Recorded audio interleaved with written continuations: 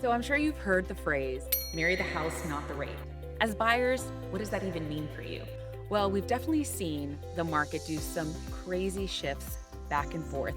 And it kind of has buyers with a little bit of a whiplash. We had low interest rates, but prices were so high and it was so competitive that if you didn't have cash, there was no chance you were getting into a house.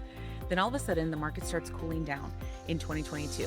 Summer of 2022, you start seeing things chill. But what happened? Interest rates went up. So prices leveled off. And now we started seeing within the last month or so, we started seeing prices dip a little bit. We started seeing what the market value wasn't truly market value because buyers were offering a little bit below. The multiple offers was no longer there, but neither were buyers. We saw a huge decrease of buyers because interest rates were really high. Now, what that phrase means when you listen to marry the house, not the rate, it's saying take the opportunity. If you see a home that you love, there is always opportunity. Every single market has that.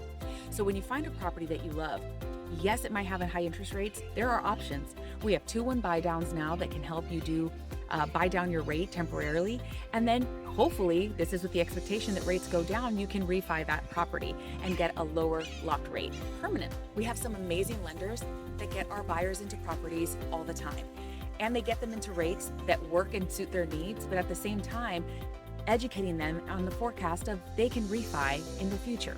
There are always opportunities in every single market. I reiterate that because a lot of people miss out on that because all they do is look at the interest rates or they're looking at the market with fear. When there's fear, that's opportunity. Because if people are holding back, that means that there's more properties to be looking at. Right now, inventory is actually going up. We're seeing more and more properties. Now, overall, we're still very low on inventory levels. Like they are the lowest I've seen in 15 years.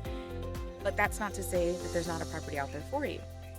There are properties, in fact, we see a lot of millennials that are going after property number 2 and 3. They're looking for investments, right? If this is your first time buying a home, do not wait.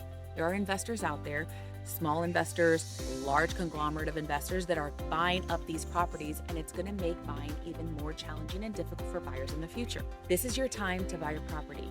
Don't marry the rate. You can refi later. You can do a 2-1 buy down. We have so many different programs and options for you. Don't allow that to deter you from making homeownership a dream that you can actually achieve.